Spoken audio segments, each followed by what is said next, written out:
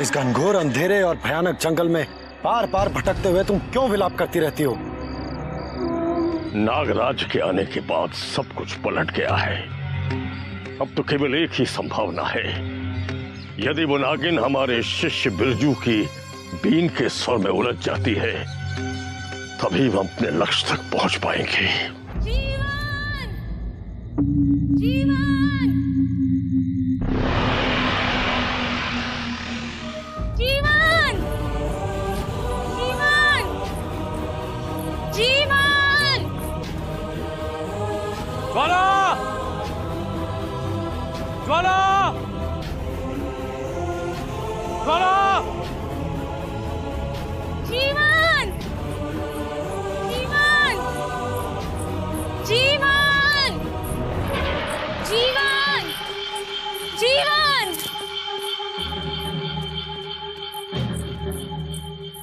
ये युवती विलाप करती हुई कहाँ चली जा रही है गजराज? कहीं ये वही नागिन तो नहीं? जीवन! आओ पीछा करते हैं और देखते हैं कि रहस्य क्या है। जीवन! जीवन! जीवन! ज्वाला! ज्वाला! जीवन! जीवन! जीवन! जीवन! जीवन! जीवन!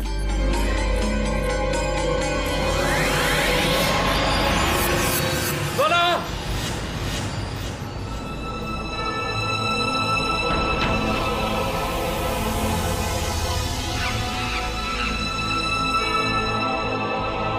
पथिक, क्या तुमने हमारी ज्वाला को देखा है? ये क्या? महाराज वीरेंद्र सिंह हमें नहीं पहचान रहे? वैसे अच्छा ही हुआ, अन्यथा प्राण संकट में पड़ जाते। परंतु इन्हें हुआ क्या है? बताओ ना पथिक, क्या तुमने इधर से किसी रोती सिसकती हुई युवती को जाते हुए देखा है? नहीं, नहीं तो हमने तो दूर दूर तक किसी युवती को नहीं देखा। परंतु आप कौन हैं और किसी ज्वाला को क्यों ढूंढ रहे हैं? हम जीवन हैं। जीवन। जीवन? क्या आपका नाम जीवन है? हाँ, हमारा नाम जीवन ही है। ज्वाला हमें सदा जीवन कह के पुकारा करती थी। जीवन। ज्वाला, ज्वाला हमारे हैं। वो बुला रही है हमें, बुला रही है हमें वो। ज्वाला!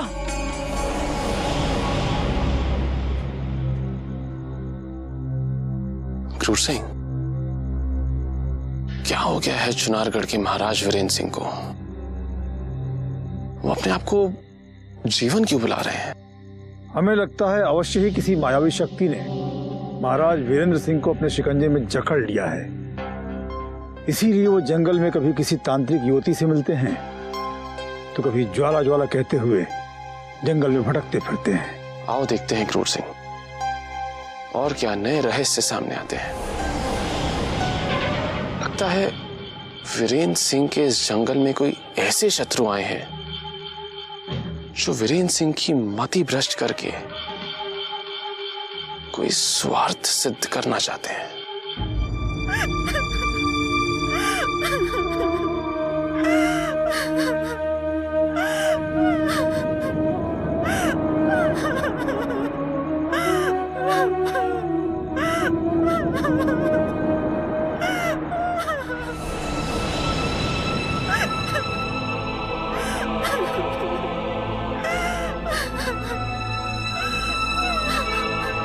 जीवन, और प्रतीक्षा नहीं कर सकती मैं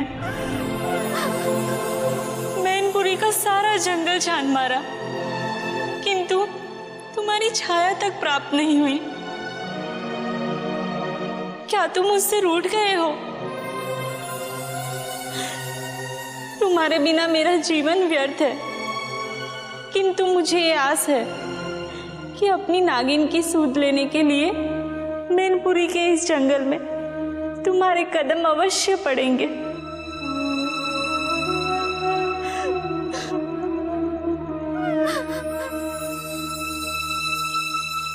गुफा अभी दूर है मेरे आका, हमें अपने पैरों की रफ्तार को बढ़ाना होगा।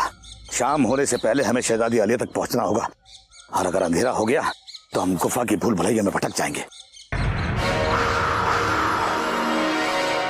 चंगेज, कौन है ये? कहीं ये चंडीलाल का भाई चुन्नीलाल तो नहीं? हाँ मेरे आका, आपने सही पहचाना, ये चंडीलाल का भाई चुन्नीलाल ही है। मेरे आका, कहीं ऐसा तो नहीं कि ये चुन्नीलाल भी नागमणि की तलाश में यहां तक आया है? इसका भी पता चल जाएगा जब इससे आमना सामना होगा। चंगेज, जरा इससे संभल कर बात करना। सुना है ये संसार का सबसे धूर्त मनुष्य है। देख लेंगे आका, चलो। पता नहीं महातांत्रिक कहां दबक कर बैठ गया। मैनपुरी का सारा जंगल छान मारा।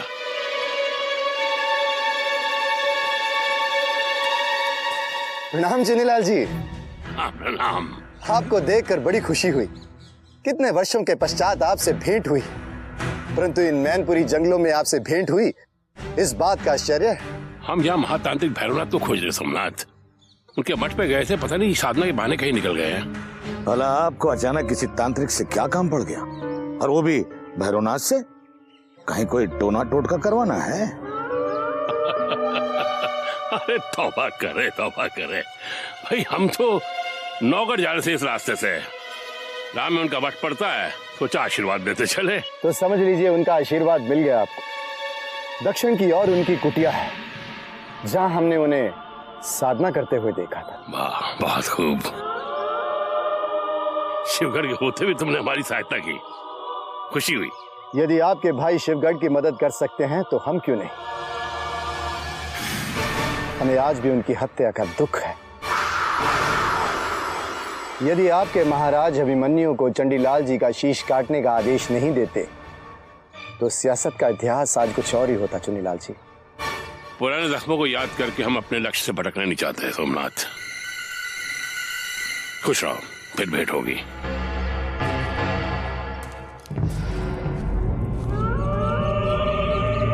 ये आपने क्या किया मेरे आका?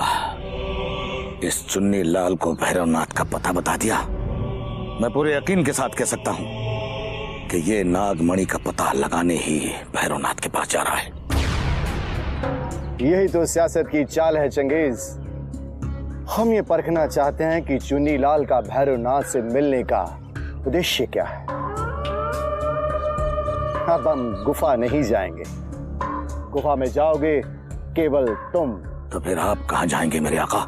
हम वापस उस मठ में जाकर देखेंगे कि चुन्नीलाल और भैरवनाथ के आपस में मिलने का इरादा क्या है।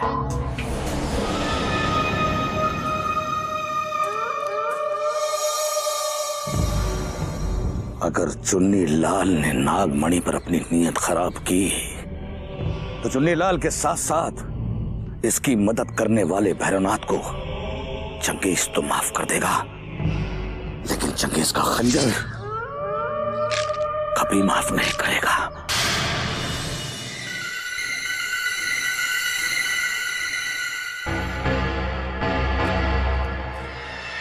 ओम जातवेदो महावास्ताय फट।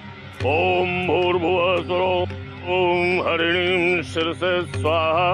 ओम सुवर्णरजतस्रजां शिखायै वषट्। ओम कालीं नेत्रत्रयाय वषट्। ओम जातवेदो महावास्ताय फट। ओम भूर्भुवः स्वः मति दिग्बन्धः। ओम भूर्भुवः स्वः मति दिग्बन्धः। ओम हिरण्यवर्णम्। ओम जातवेदो महावास्ताय।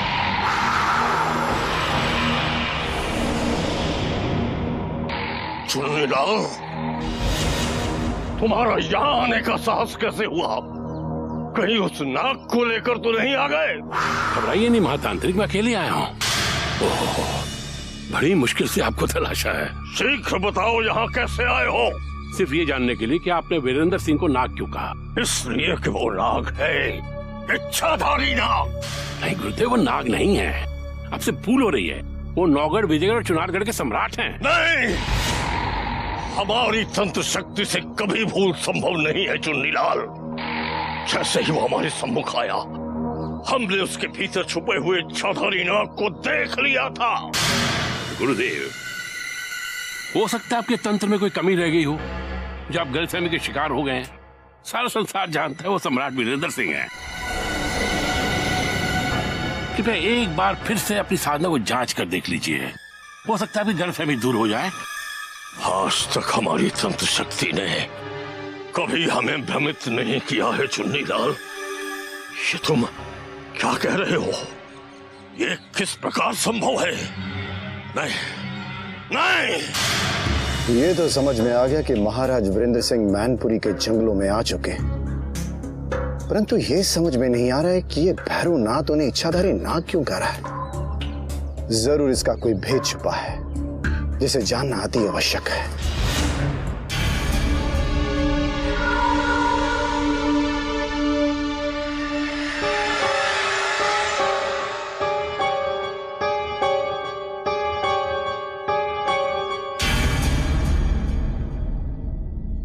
क्या बात है काजल? आज तुम इतनी उदास और गुमसुम से क्यों दिखाई दे रही हो? खामोश क्यों? हमने जो पूछा उसका उत्तर क्यों नहीं दे रही? इस प्रश्न का उत्तर भी आपके पास ही है महाराज। महाराज, लगता है आपकी दृष्टि में मेरा कोई मूल्य नहीं रह गया है। कल करवा चौथ थी, मैंने आपकी लंबी आयु की कामना के लिए और आपका साथ प्राप्त करने के लिए करवा चौथ का व्रत रखा था, किंतु आप मेरी परवाह किए बिना ही फिर से उस आवाज की ओर खींचे चले गए। न चाहते हुए भी हम तुम्हें अकेला छोड़ के चले गए थे काजल, परंतु हम क्या करें जब हमें वो आवाज सुनाई देती है तो हम स्वयं पर काबू नहीं रख पाते। पता नहीं क्या हो जाता है हमें, हम उस आवाज की ओर खींचे चले जाते हैं। ऐसा लगता है जैसे वो हमें पुकार रही है, अपने पास बुला रही है हमें, परंतु सारा जंगल भटकने के पश्चात, उसके पश्चात भी हमें कुछ दिखाई नहीं देता, कुछ भी नहीं। आप उस ज्वाला को नहीं जानते जिसे खोजने आप जंगलों में भटकने जाते? क्या आपको उस ज्वाला के विषय में कुछ भी याद नहीं? नहीं, ये ज्वाला कौन है और उससे हमारा क्या नाता है, हमें कुछ भी याद नहीं काजल। परंतु हाँ, हम इस रहस्य को जानना अवश्य चाहते हैं। चुन्नीलाल कहाँ है? वो किसी आवश्यक कार्य के लिए डेरे से बाहर जंगलों में गए। नहीं काजल, चुन्नीलाल अवश्य किसी नए षड्यंत्र की तैयारी कर रहे होंगे। महाराज, क्या करूं महाराज, रात को जो आपकी विचित्र दशा हो जाती है उसे देखकर मैं इतना घबरा गया था कि दूर पहाड़ी वाले मंदिर में आपके लिए मन्नत मांगने चला गया था और आप मुझ पे शक करने लगे कि मैं साजिश रच रहा हूं। हम क्या करें चुन्नीलाल, हमारे आसपास इतने अधिक छल कपट होने लगे हैं कि अब हमें हर ओर षड्यंत्र दिखाई देते हैं। ये सच है महाराज कि आपके खिलाफ साजिश हो रही है, लेकिन वो मैं नहीं कर रहा। साजिश रच रही है वो विचित्र आवाज, जिसे सुनते ही आप अपनी सुध-बुध खो बैठते हैं और खींचे चले जाते हैं उसके पीछे। मैं तो प्रार्थना करने गया था कि आपको उस आवाज से निजात मिले महाराज, और आपने मेरी वफादारी पे शक करके मेरा दिल तोड़ा महाराज, बहुत दिल दुखा है मेरा। अब मैं महल चले जाता हूँ, इजाजत दीजिए मुझे यहाँ से जाने की। महाराज, चुन्नीलाल जी सदा आपकी चिंता में रहने लगे। उन पर संदेह करने की भूल मत कीजिए, क्योंकि उनके मन में जो मैंने स्वामी भक्ति आपके प्रति देखी है वो किसी में नहीं। इन्हें रोक लीजिए महाराज, वरना इस जंगल में हम अकेले रह जाएंगे। जब आप उस आवाज की ओर खींचे चले जाते हैं तब एक इनका ही सहारा मुझे मिलता है। इन्हें रोक लीजिए महाराज। ठीक है काजल।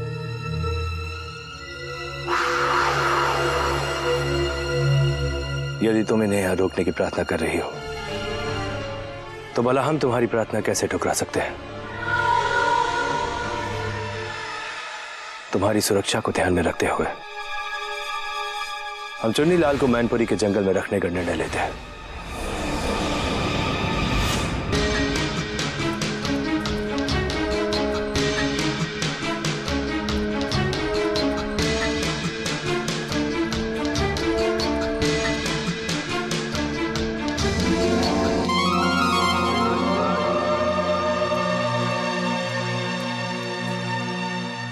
चंगेज, और वो भी अकेला?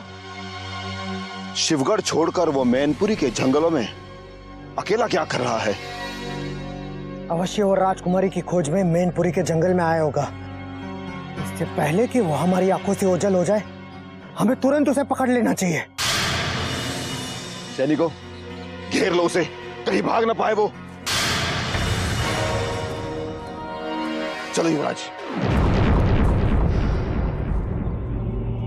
कौन हो तुम? तुम्हारी मौत।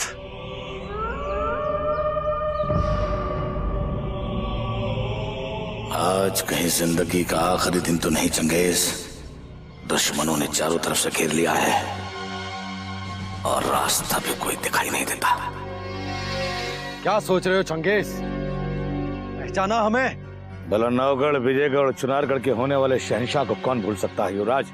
परंतु जो यातनाएं तुमने हमें शिवगढ़ में दी थी वो हम कभी नहीं भूल सकते चंगेज।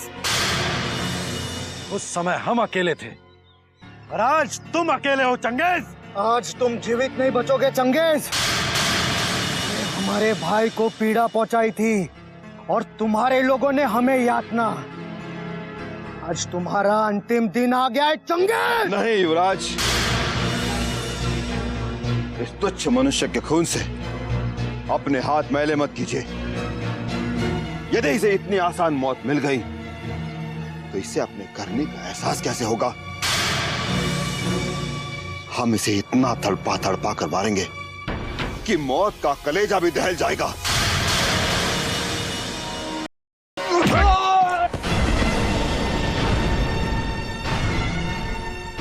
यदि भूख और प्यास से इसकी मृत्यु हो गई तो हम इसके आका सोमनाथ को कहीं से खोजकर इसका शव उपहार में दे देंगे। सैनिकों, ले चलो इसे।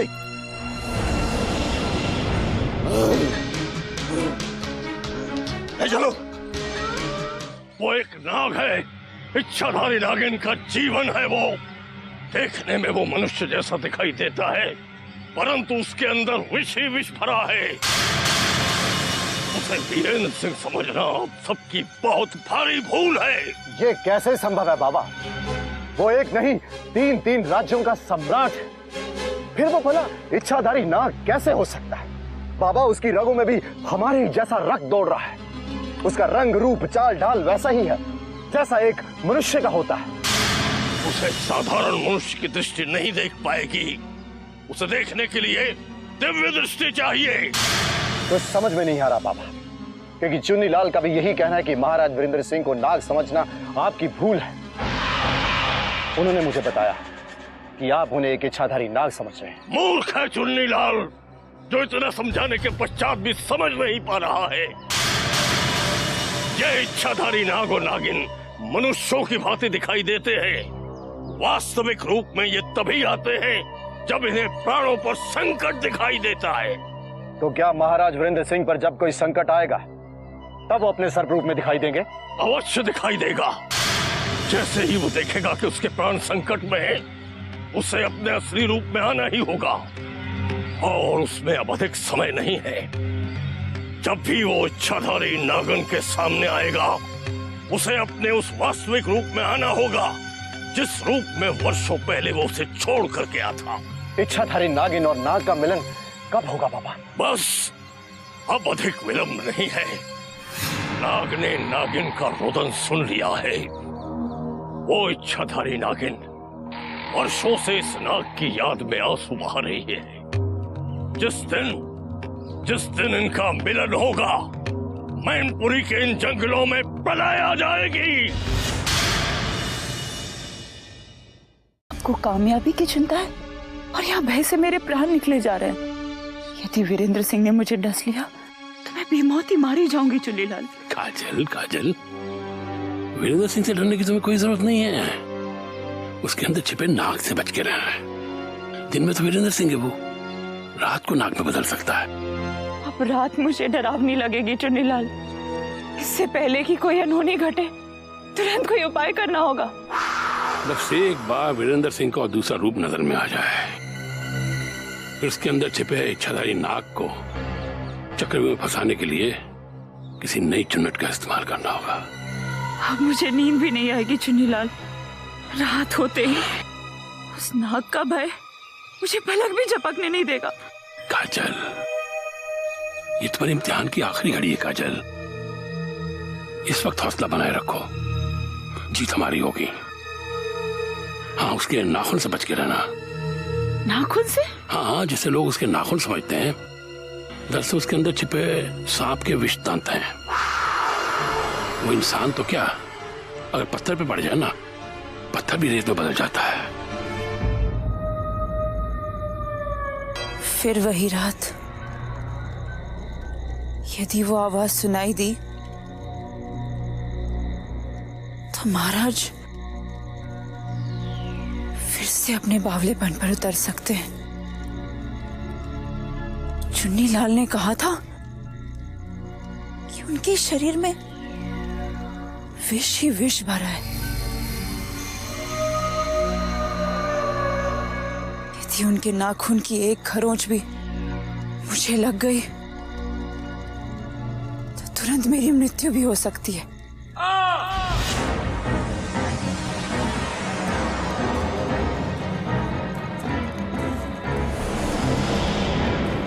ये क्या हो गया? ऐसे की तरफ रहा है? इसे सांप ने काट लिया, इसके लिए नीला पड़ गया। अरे जाओ किसी वैद्य को बुलाओ, मारा जाएगा ये। अब इसका मरना निश्चित है, क्योंकि जीवन का डसा पानी भी नहीं मांगता। जीवन का डसा? ये आप क्या कह रहे हैं महाराज? महाराज नहीं, जीवन कहो। जीवन। कौन जीवन? ज्वाला का जीवन, ज्वाला का जीवन।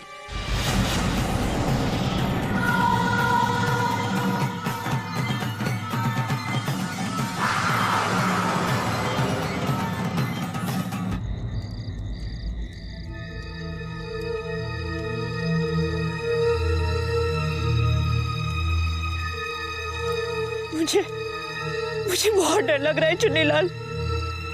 आप मुझे तुरंत वापस चुनार कर भेज दीजिए, वरना वो मुझे भी डस लेगा। काजल, काजल घबराओ मत, मैं हूं या तुम्हारे साथ। सुबह होते महाराज को इस जंगल से बहुत दूर ले जाएंगे, जहां उस नागिन का साया भी उन तक नहीं पड़ सकेगा।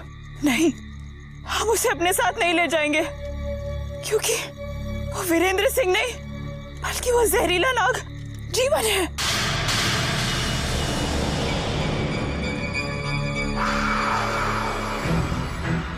एक बात तय है,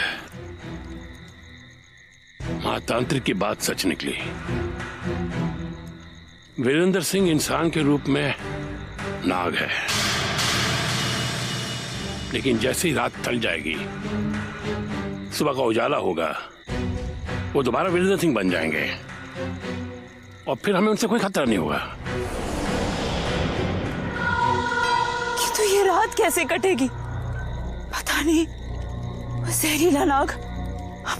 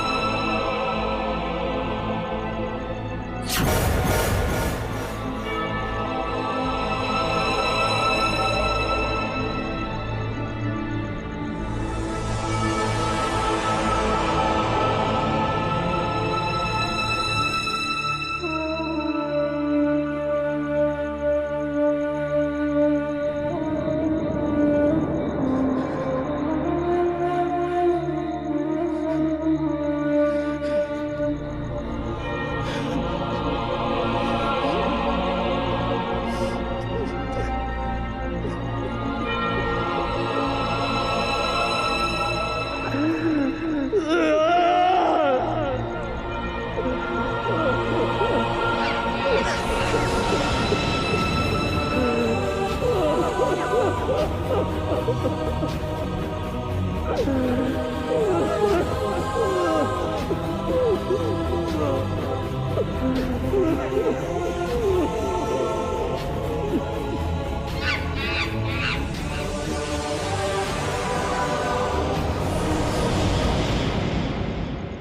हम क्या देख रहे हैं गजराज?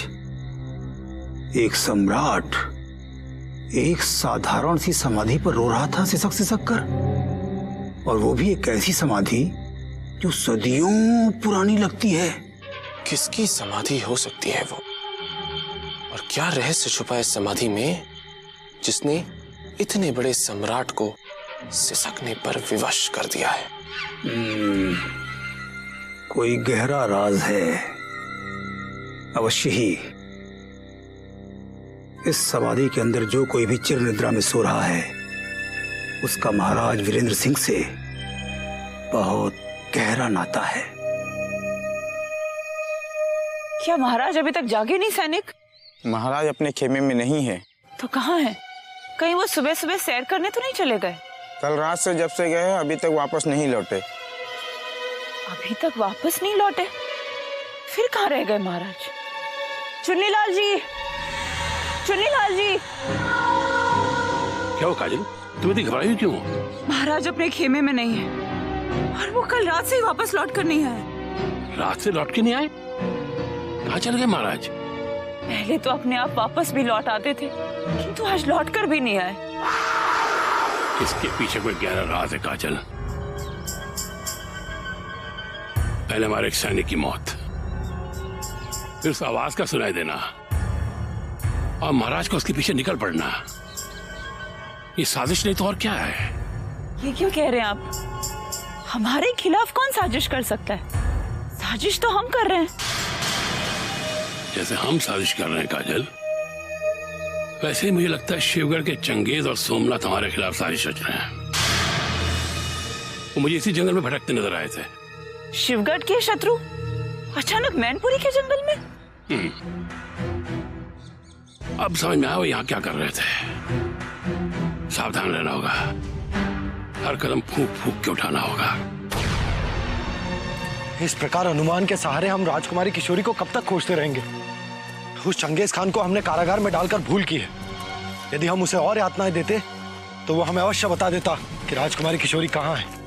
नहीं युवराज, यदि चंगेज खान को पता होता तो वो हमें अवश्य बता देता, या फिर राजकुमारी को लेकर कभी का शिवगढ़ पहुंच गया होता। हो सकता है राजकुमारी किशोरी को उस सोमनाथ ने छुपा कर रखा हो जिसका चंगेज गुलाम है, क्योंकि सदा अपने आका के साथ रहने वाला चंगेज आज अकेला दिखाई दिया था। अवश्य ही इसके पीछे कोई षड्यंत्र है जिसका हमें आभास भी नहीं। वो देखो भैया, कहीं वो राजकुमारी किशोरी तो नहीं? नहीं, परंतु उसकी वेशभूषा देखकर लगता है वो किसी राजघराने से संबंध अवश्य रखती है। यदि वो किसी राजघराने से संबंध रखती है तो वो अवश्य राजकुमारी किशोरी को जानती होगी। चलो चलकर पूछते हैं।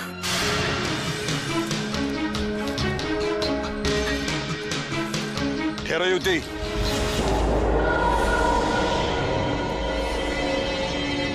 कौन है ये अपरिचित? कहीं हम अज्ञात शत्रुओं से तो नहीं घिर गए? कौन हो तुम और इस जंगल में अकेली कहाँ जा रही हो? यही प्रश्न मैं आपसे भी पूछना चाहती हूँ कि आप सब कौन हैं और मैनपुरी के इस जंगल में किसे खोजने आए? युवती, यदि तुम जानती कि ये दोनों चुनारगढ़, विजयगढ़ और नौगढ़ के युवराज है तो तुम इस तरह बात करने का साहस नहीं करती।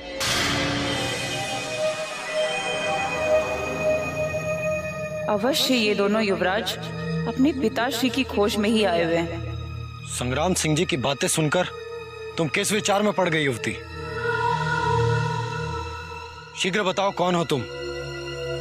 मेरा नाम काजल है हुजूर। मैं समीप के ये गांव में रहती हूँ।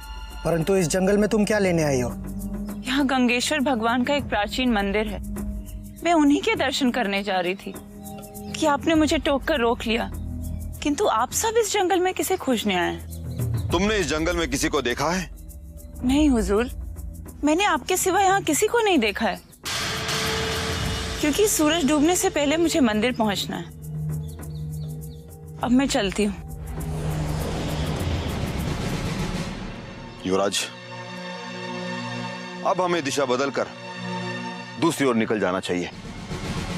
हमने सोचा था ये युवती हमें राजकुमारी किशोरी के विषय में कुछ बता देगी, परंतु ये कुछ न बता सकी। चलिए चलिए युवराज।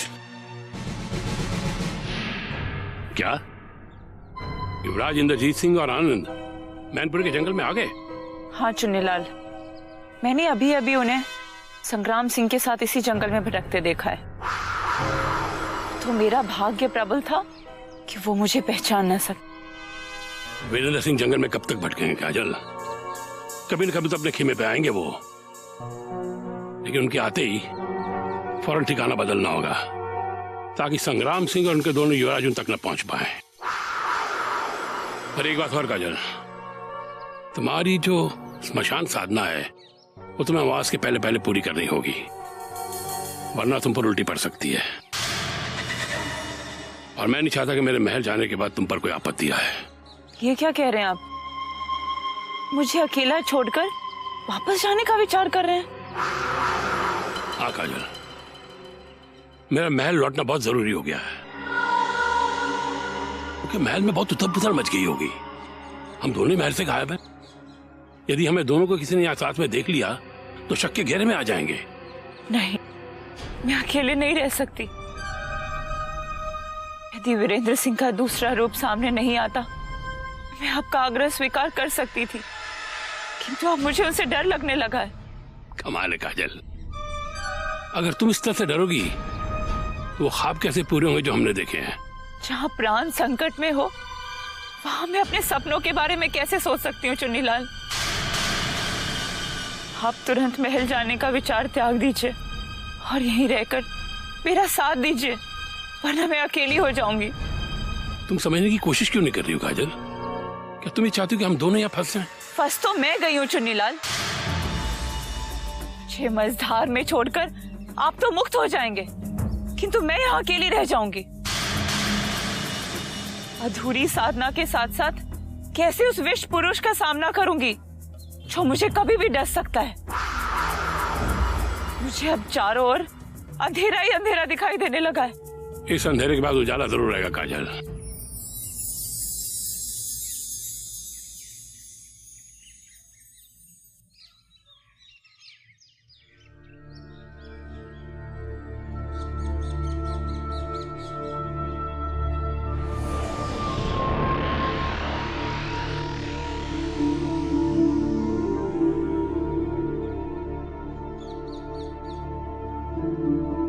ये कहाँ आ गया? ये पुरानी कब्र।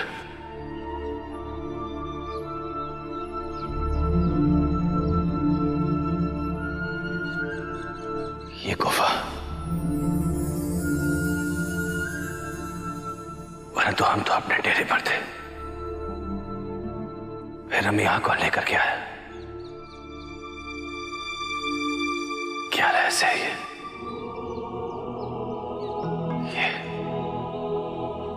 क्या माया जा रही है? अब हम यहां से बाहर कैसे निकलेंगे? अपने डेरे पर कैसे जाएंगे?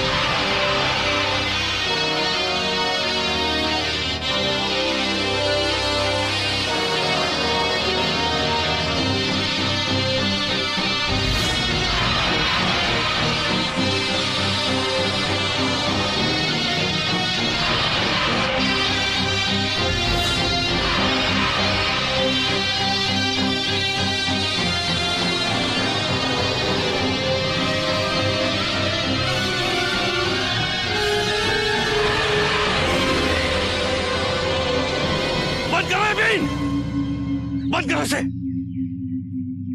दूर ले जाओ, दूर ले जाओ इसे हमारी नजरों से। पथिक, कौन है आप? और इस बीन की आवाज कानों में पड़ते ही आप इतना घबरा क्यों गए? इस गार्ड के खिलौने से हमें इतना भय क्यों लगने लगा था? हमें ये क्यों लगने लगा था कि कोई हमें बंदी बनाना चाहता है? क्यों? सत्य बताओ पथिक, कौन हो तुम और मैनपुरी की इन मायावी जंगलों में क्या करने आए हो? हम नौगढ़, विजयगढ़ और चुनारगढ़ के सम्राट वीरेंद्र सिंह है सपेरे। और एक सम्राट से प्रश्न एक सम्राट ही पूछ सकता है। शीघ्र बताओ, क्या तुमने आसपास कहीं हमारा डेरा देखा है?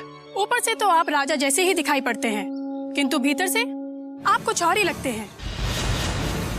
और इस बीन से भी आपका कोई पुराना संबंध अवश्य है, क्योंकि जैसे ही इस बीन की धुन आपके कानों पर पड़ी, वैसे ही आपकी बेचैनी आपके चेहरे पे साफ साफ झलक आई। हमने तो पूछा है, यदि जानते हो तो बता दो, अन्यथा हम अनुमान के सहारे ही निकल जाएंगे। यदि आप अपने डेरे का कोई चिन्ह हमें बता दें तो अवश्य हम आपकी कोई सहायता कर सकते हैं, क्योंकि ये जंगल बड़ा ही विचित्र है। यहाँ जो दिखाई देता है वो होता नहीं, और जो होता है वो दिखाई नहीं देता। हमारा डेरा गंगेश्वर मंदिर के आसपास कहीं था, बस इतना ही जानते हैं हम। गंगेश्वर मंदिर तो आपकी दाहिनी ओर है, बस कुछ ही समय में आप अपने डेरे के समीप होंगे।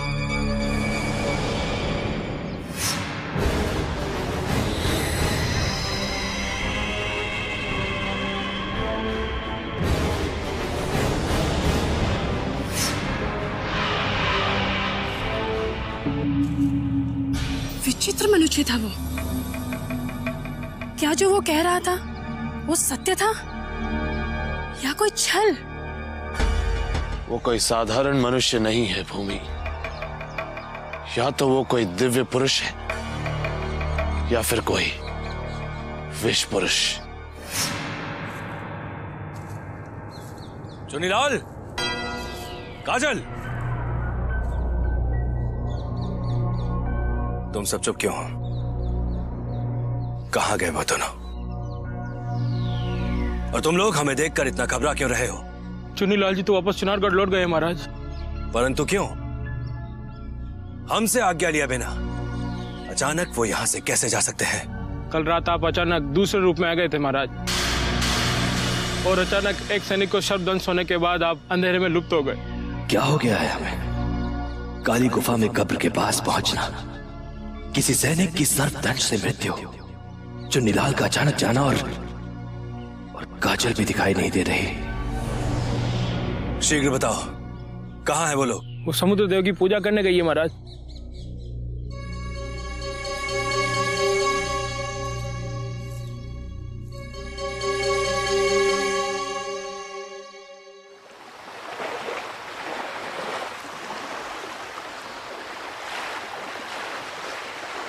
ये कैसे विचित्र संकट में आ गई हूं मैं। न रुक सकती हूँ न वापस जा सकती हूँ। यदि मैं चुन्नी लाल का साथ नहीं देती तो इस चक्रव्यूह में नहीं फंसती। वो मुझे मझधार में अकेली छोड़ गए। यदि वीरेंद्र सिंह वापस लौट आए तो पता नहीं फिर किसके प्राण निकलेंगे। कहीं वो मुझे ही ना डस ले।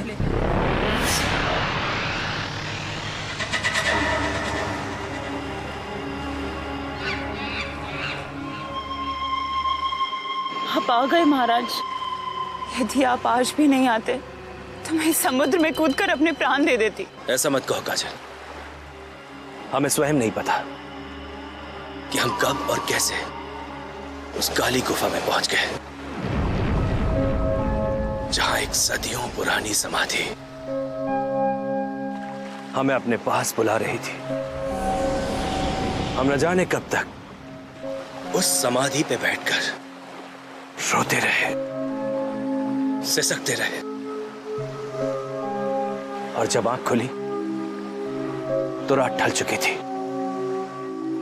और सुबह हमने स्वयं को उसी समाधि पे बैठा पाया। महाराज, अब हमें इस स्थान से कहीं दूर निकल जाना चाहिए, क्योंकि अब आपके साथ विचित्र सी घटनाएं घटने लगी हैं। यदि कोई अनहोनी हो गई तो मैं महारानी दीदी को अपना मुंह दिखाने लायक नहीं रहूंगी।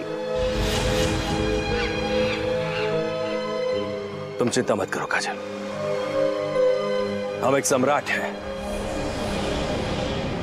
और एक सम्राट कभी परिस्थितियों से घबराकर अपने कदम पीछे नहीं हटाता। अब हम महल तब तक वापस नहीं लौटेंगे जब तक हमारे साथ होने वाली इन विचित्र विचित्र घटनाओं का रहस्य पता नहीं कर लेते। इतनी सरलता से ये रहस्य कैसे सुलझेगा महाराज? हम इसकी जितनी गहराई में जाएंगे उतने ही उलझते जाएंगे। यहाँ तो हम महारानी दीदी के संकट दूर करने आए, किंतु पता नहीं किस माया जाल में फंस गए। यदि मेरी पूजा अधूरी रह गई तो अनर्थ हो जाएगा महाराज। वापस लौट चलिए। हमें केवल 2 दिन का समय और चाहिए काजल। हमें इस बात का पूरा विश्वास है कि हमारे जीवन से जुड़ा ये रहस्य अवश्य खुल जाएगा। और अगर ना खुल पाया तो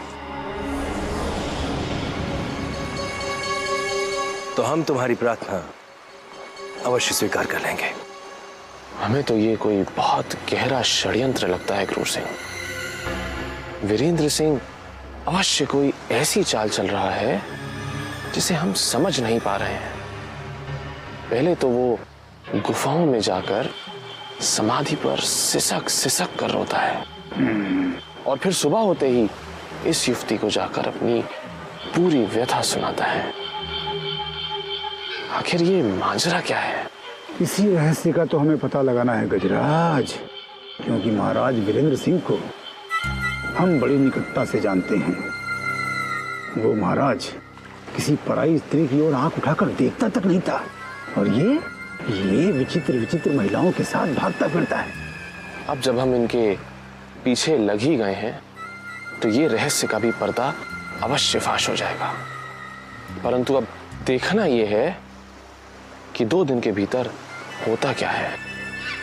अवश्य ही मैनपुरी के इन जंगलों में माया और तंत्र साधना के चमत्कार का तूफान उठने वाला है, क्योंकि महाराज वीरेंद्र सिंह 2 ऐसी विचित्र युवतियों के बीच में फंस गया है, जिसमें से एक मायावी है तो दूसरी चतुर तान। सारा जंगल छान मारा, परंतु राजकुमारी किशोरी का कहीं पता नहीं लगा। हमें तो लगता है कि राजकुमारी इस जंगल में है ही नहीं। यदि होती तो हम उनसे अवश्य भेंट करते। हम भी आपकी बात से सहमत है संग्राम सिंह जी। ना हमें अब तक राजकुमारी किशोरी मिली, ना उसे खोजने निकले शिवगढ़ के सैनिक। हमें तो लगता है कि हमें अवश्य ही भ्रम किया जा रहा है, गुमराह किया जा रहा है। ये तुम कैसे कह सकते हो आनंद? भला हमें कौन गुमराह कर सकता है? हमें स्वयं मानसिंह जी ने गुमराह किया है भैया। हमें विजयगढ़ के महल से दूर करने का उनका ये कोई नया षड्यंत्र है। नहीं, ये तुम्हारी एक भूल है आनंद। राजकुमारी किशोरी इन्हीं जंगलों में कहीं आसपास है। यदि ऐसा नहीं होता तो उनका ये झुमका हमें कभी नहीं मिला होता, जो उनकी निशानी है। ये शत्रु की चाल भी हो सकती है युवराज। हमारे किसी दुष्ट शत्रु ने राजकुमारी के आभूषण हमारे मार्ग में फेंककर हमें उलझाने और भटकाने का प्रयास किया हो। लगता है आप दोनों जंगल में भटकते भटकते बहुत थक गए हैं। यदि ऐसा है तो आप दोनों महल वापस लौट सकते हैं, परंतु हम राजकुमारी किशोरी को लिए बिना इस जंगल से वापस नहीं लौटेंगे। युवराज, हम आपको जंगल में अकेले छोड़कर कैसे जा सकते हैं? और जब तक आप इस जंगल में रहोगे हम महल वापस जाने का विचार भी नहीं कर सकते। और आपकी सुरक्षा का ध्यान भी तो रखना है। जैसे आपको हमारी सुरक्षा की चिंता है, उसी प्रकार हमें राजकुमारी किशोरी की चिंता है। किशोरी अभी भी अनेक शत्रुओं से घिरी हुई है। अवश्य ही शिवगढ़ के किसी शत्रु ने उन्हें कहीं छिपा दिया है। तुम्हारा वो साथी कहाँ है सोमनाथ, जो सदा साए की तरह तुम्हारे साथ लगा रहता था? कहीं इस जंगल की माया से घबराकर तुम्हें छोड़कर तो नहीं चला गया? नहीं तांत्रिक बाबा, चंगेज हमारा साया है। वो हमारा साथ छोड़कर कभी नहीं जा सकता। हमने एक अवश्य कार्य के लिए उसे भेजा है। जैसे कार्य पूर्ण हो जाएगा वो वापस लौट आएगा।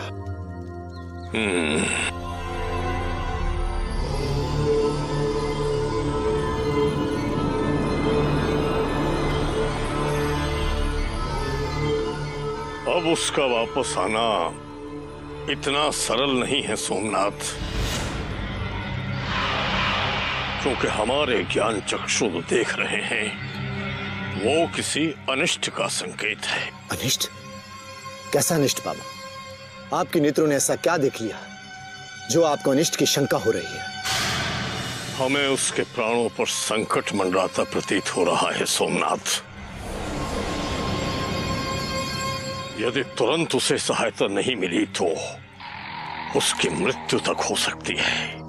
नहीं बाबा, हम अपने प्राणों को संकट में डालकर उसकी सहायता करेंगे, क्योंकि उसने अनेक बार हमें संकटों से बचाया है।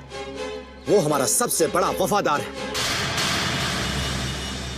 बाबा, अब आप ही बताएं, इसका उपाय क्या है? तुम्हें तुरंत जाकर उसे खोजना होगा। यदि विलंब हो गया तो सिवा पछतावे की कुछ नहीं मिलेगा।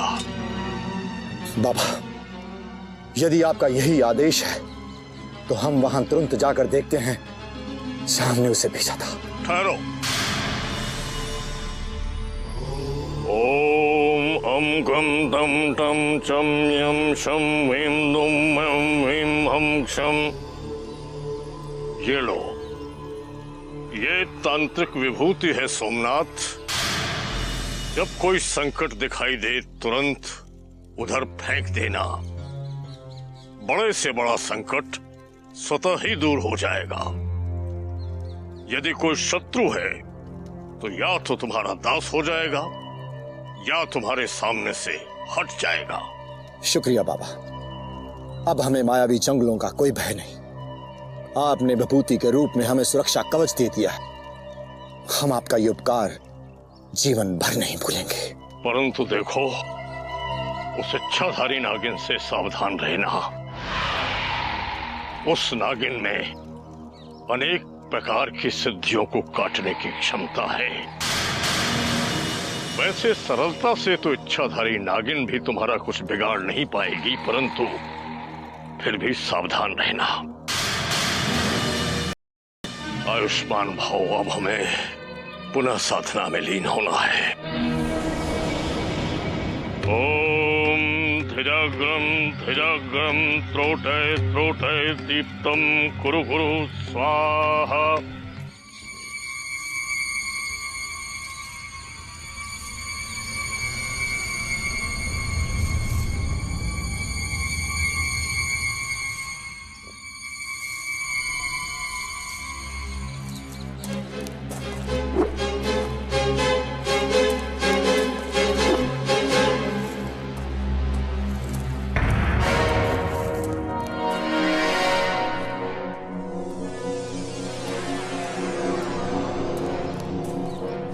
ये तो वही क्रूर महायोद्धा है जिसने अपने सफेद आंखों वाले साथी के साथ मिलकर भोली भाली युवती को बंदी बना रखा था।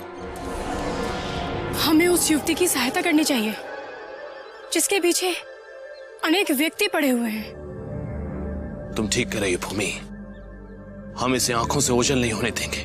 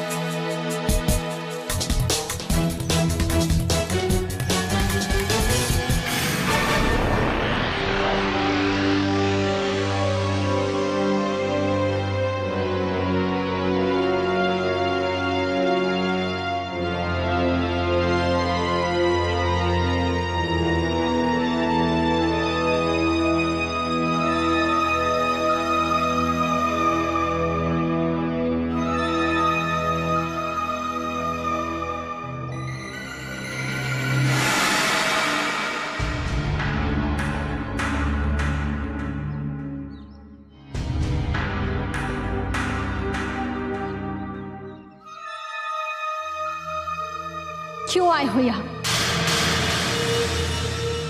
इतने समय से हमें यहाँ भूखा प्यासा बांध रखा है तुमने। अब इतने दिनों पश्चात क्या तुम हमारा शव देखने आए हो? चले जाओ यहाँ से, हम तुम्हारा साया भी अपने समीप नहीं आने देंगे। परंतु हमने तो चंगेज खान को भेजा था तुम्हारे लिए भोजन और पानी की व्यवस्था करने। आश्चर्य की बात है कि वो यहाँ क्यों नहीं पहुंचा। इसीलिए कि तुम हमें जीवित नहीं देखना चाहते। जल्लाद हो तुम दोनों, मानवता के नाम पे कलंक हो, कलंक। राजकुमारी किशोरी! चिल्लाओ मत सोमनाथ।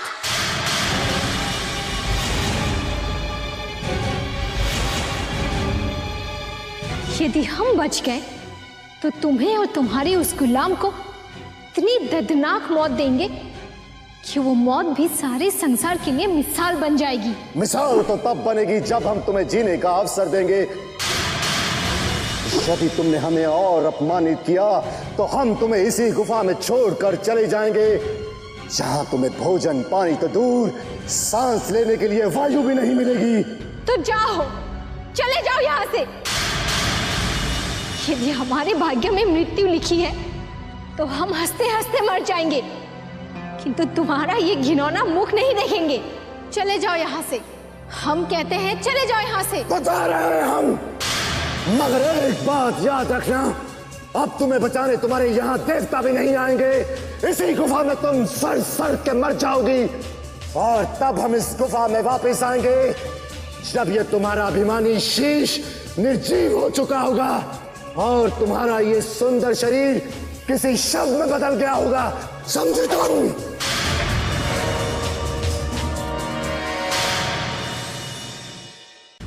चले जाओ यहाँ से, हम कहते हैं चले जाओ यहाँ से। बता रहे हैं हम, मगर एक बात याद रखना, अब तुम्हें बचाने तुम्हारे यहाँ देवता भी नहीं आएंगे। इसी गुफा में तुम सड़ सड़ के मर जाओगी, और तब हम इस गुफा में वापस आएंगे जब ये तुम्हारा अभिमानी शीश निर्जीव हो चुका होगा और तुम्हारा ये सुंदर शरीर किसी शव में बदल गया होगा। समझे तुम?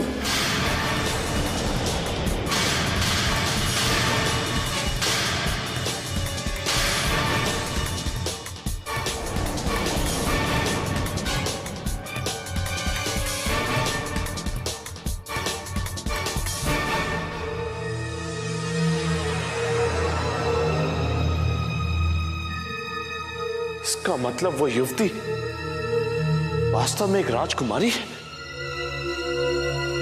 उस निर्दयी योद्धा ने इस बेचारी राजकुमारी को भूखा प्यासा रखकर बहुत बड़ा पाप किया है।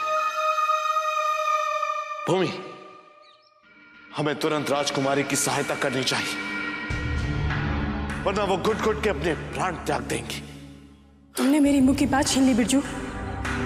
इससे पहले कि वो दोनों राक्षस यहाँ लौटकर वापस आए, हमें तुरंत जाकर उस अबला को बंधनों से मुक्त कर देना चाहिए।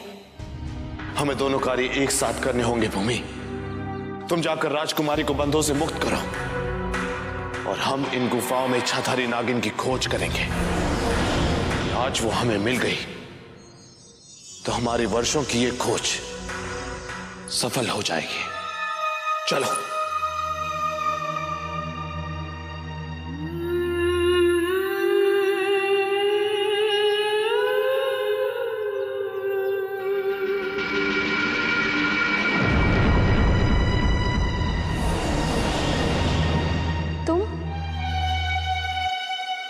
हमने तुम्हें पहले भी कहीं देखा है। उस कुटिया में हम एक दूसरे से मिल चुके हैं राजकुमारी, जहाँ से आपके वो दो शत्रु आपको अगवा करके ले गए थे। किंतु तुम यहाँ क्यों आई हो? आपको इस नर्क से मुक्ति दिलाने। आप घबराइए मत। हम तुम्हारा ये उपकार सदा याद रखेंगे। यदि हम अपने मंजिल तक सुरक्षित पहुंच गए तो तुम्हारे इस उपकार का बदला अवश्य चुकाएंगे।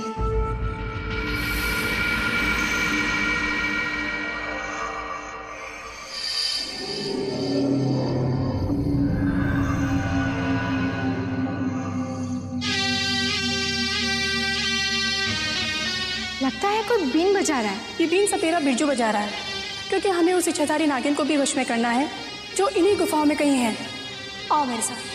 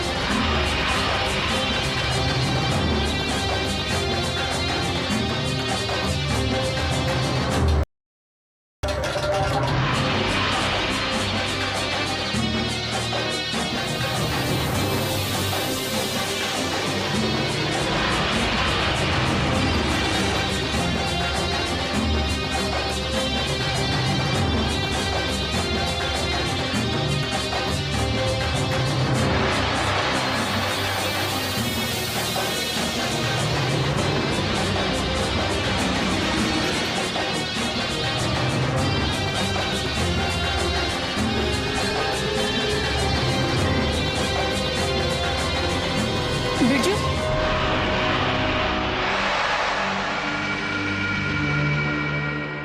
आपको मुक्त देखकर हमें बड़ी खुशी हो रही है। अब आप स्वतंत्र हैं, जहां जाना चाहती हैं जा सकती हैं। यदि तुम दोनों यहाँ नहीं आते तो हम इन्हीं गुफाओं में अपने प्राण त्याग देते। हम सदा आपके आभारी रहेंगे। आभार? किंतु राजकुमारी, क्या आपने इन गुफाओं में किसी इच्छाधारी नागिन को देखा है? नहीं, हम कितने समय से इस गुफा में बंधे हैं, किंतु हमने किसी नागिन को नहीं देखा। ये सब मेरे शत्रु हैं, किसी को जीवित नहीं छोड़ूंगी, इसी को नहीं, इसी को नहीं। अब हमें तुरंत महातांत्रिक भैरवनाथ को खोजकर उन्हें ये सूचना दे देनी चाहिए कि हमें उन गुफाओं के बारे में पता चल चुका है जहां उस इच्छाधारी नागिन का वास है। अब आपको तुरंत वापस लौट जाना चाहिए राजकुमारी। यदि वो आपके दोनों शत्रु वापस आ गए तो आप एक बार फिर संकट में पड़ सकती हैं और हम दोनों भी अब बाबा भैरवनाथ की खोज में निकल रहे हैं।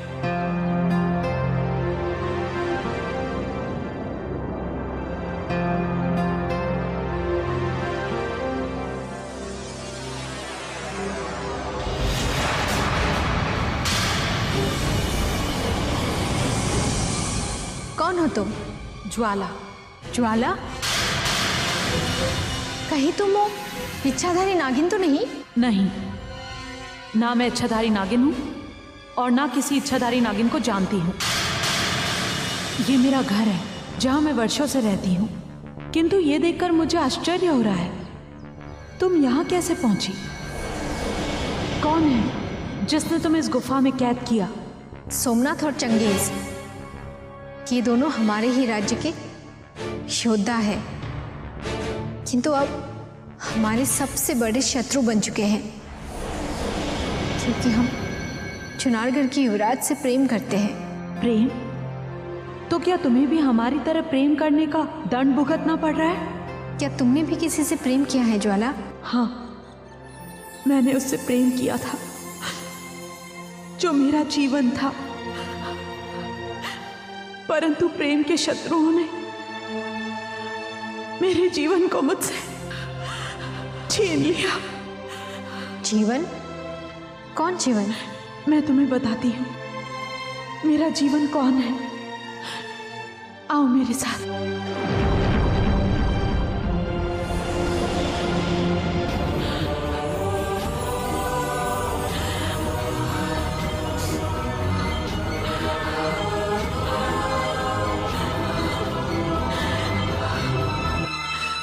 ये है मेरा जीवन। न जाने कितने वर्षों से इस समाधि में गहरी नींद में सो रहा है। मैं समझ गई, तुम्हारा जीवन अब इस संसार में नहीं रहा। हाँ, प्रेम के शत्रुओं ने मेरे जीवन को मुझसे छीन लिया। फिर तुम यहाँ किसकी प्रतीक्षा कर रही हो? जब तुम्हारा जीवन ही मर गया तो? प्रेम कभी नहीं मरता है। शत्रुओं ने मेरे जीवन को भले मुझसे छीन लिया, किंतु उसकी आत्मा अब भी मेरे साथ है। मेरे जीवन ने मुझको वचन दिया था कि वो लौटकर वापस जरूर आएगा, और उसी के आने की प्रतीक्षा में मैं यहाँ दिन रात आंसू बहा रही हूँ। हम ईश्वर से प्रार्थना करते हैं कि तुम्हारी मनोकामना अति शीघ्र पूरी हो जाए।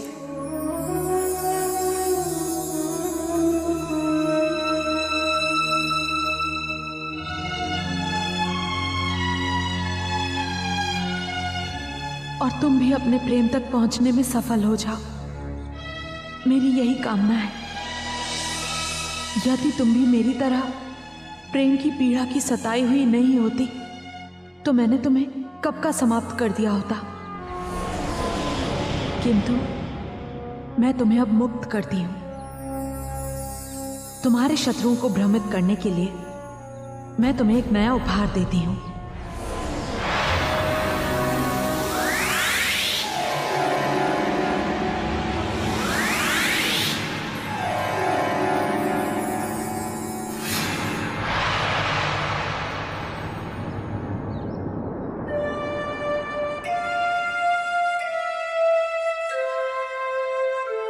ईश्वर तुम्हें तुम्हारे जीवन से मिला दे।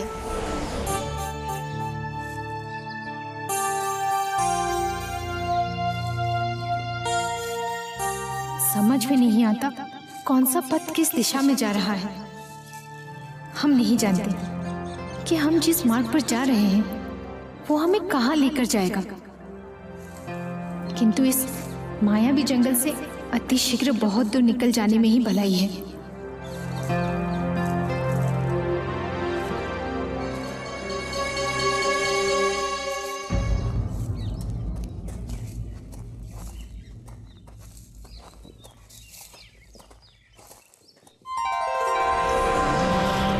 राजकुमारी किशोरी, राज, कहाँ है राजकुमारी किशोरी? अभी अभी हमने उन्हें वहां से जाते हुए देखा है।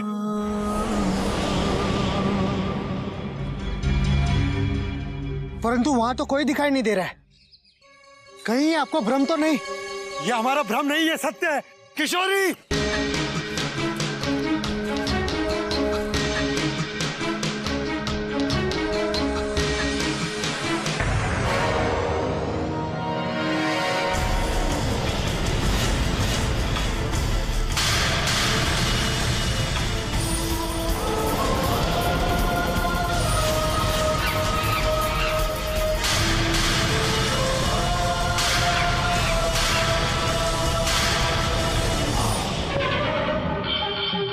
बहुत भटका दिया तुमने हमें किशोरी, परंतु अब हम तुम्हें कहीं भागने नहीं देंगे। राजकुमारी किशोरी, बहुत हो गया, बहुत हो गया। अब यदि तुम्हारे कदम उठेंगे तो विजयगढ़ की ओर नहीं, बल्कि केवल और केवल शिवगढ़ की ओर। यहाँ तुमने और कोई भी चालाकी दिखाने की कोशिश की तो हम तुम्हारे टुकड़े टुकड़े करके इसी जंगल में फेंक देंगे। किशोरी, किशोरी कहाँ हो तुम? किशोरी, किशोरी, किशोरी, किशोरी, किशोरी, किशोरी, किशोरी कहाँ हो तुम?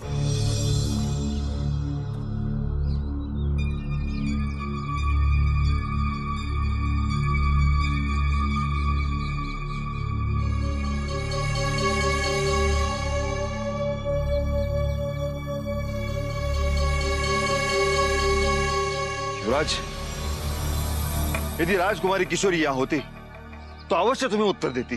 नहीं संग्राम सिंह जी, हमने उन्हें देखा है, वो हमारे आसपास ही है।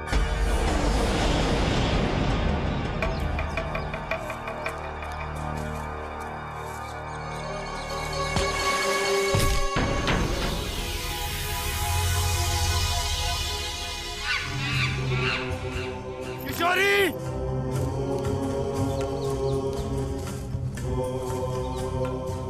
किशोरी,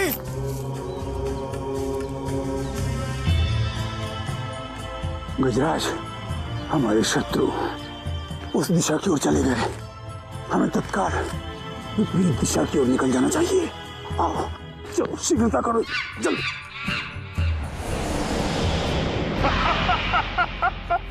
हमें अति प्रसन्नता है कि न केवल तुमने इस स्थान का पता चला लिया, बल्कि उस गुफा को भी ढूंढ लिया जहां उस इच्छाधारी नागिन का वास है।